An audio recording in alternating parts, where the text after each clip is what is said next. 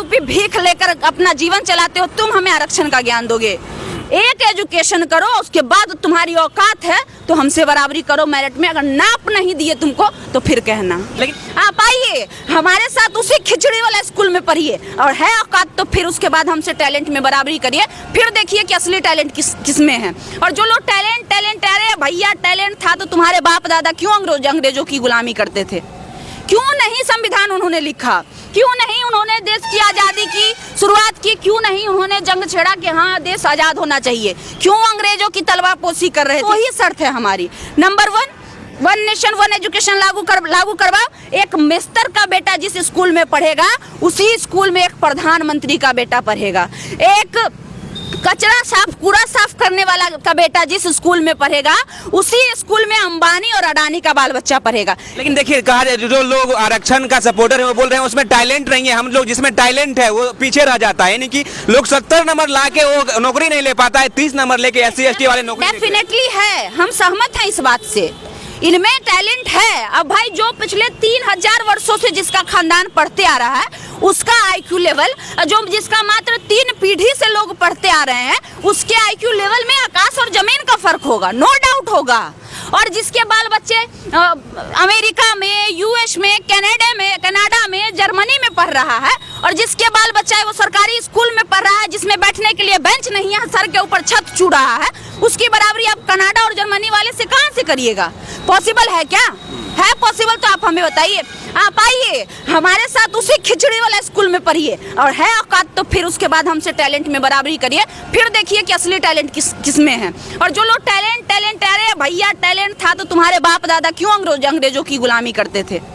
क्यों नहीं संविधान उन्होंने लिखा? क्यों नहीं उन्होंने देश की आज़ादी की शुरुआत की? क्यों नहीं उन्होंने जंग छेड़ा कि हाँ देश आज़ाद होना चाहिए? क्यों अंग्रेजों की तलवारपोशी कर रहे थे इतने दिनों से? पिछले 300 वर्षों तक भारत जो है गुलाम रहा, अंग्रेजों का गुलाम रहा, मुगलों का गुलाम रहा, औरंगजेबों का गुलाम रहा, बाबरों का गुलाम रहा, फलाना ढिमकाना A to Z सबका गुलाम रहा। अगर तुम में इतने ही टैलेंट थी तो क्यों गुलाम रहा हमारा भारत? बस तुम इसका जवाब दे दो। टैलेंट की बात तुम करोगे, जो आरक्षण क्या बोलते हैं दान रूपी भीख लेकर अपना जीवन चलाते हो, तुम हमें आरक्षण का ज्ञान दोगे? ठीक है, कल से तुम दान लेना बंद कर दो, हम भी छोड़ देंगे आरक्षण, हमको कोई आपत्ति नहीं है। हम तो कह रहे हैं हम आरक्षण छोड़ देंगे भैया, बस 2 शर्तें हैं हमारी। 1 नेशन 1 एजुकेशन इस देश में लागू होना चाहिए, नंबर 1, और दूसरा कॉलेजियम सिस्टम कल के कल खत्म करो, हम आरक्षण छोड़ देंगे। हमको कोई नहीं चाहिए हमको आरक्षण।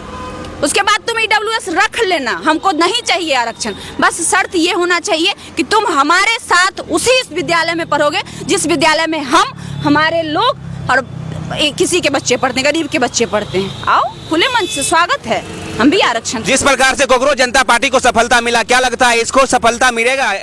कांग्रेस जनता पार्टी इसलिए बनी थी कि बच्चों का भविष्य इस सरकार के द्वारा बर्बाद किया जा रहा था। भारत में बच्चों के भविष्य के साथ खिलवाड़ किया जा रहा था, लेकिन ये जो है एक मनुवादी विशेष धर्म जाति के लोगों के द्वारा किया गया एक साजिश है, जिसमें फिर से गरीब को, दलित को, अन्य लोगों को जिसको आजादी से पहले पढ़ाई लिखाई से वंचित रखा जाता था, जिसको पढ़ने का अधिकार नहीं था, जिसको नौकरी करने का अधिकार नहीं था, जिसको मंदिर में जाने का अधिकार नहीं था, वो फिर से उस चीजों को दोहराने के लिए एक साजिश रची जा रही है।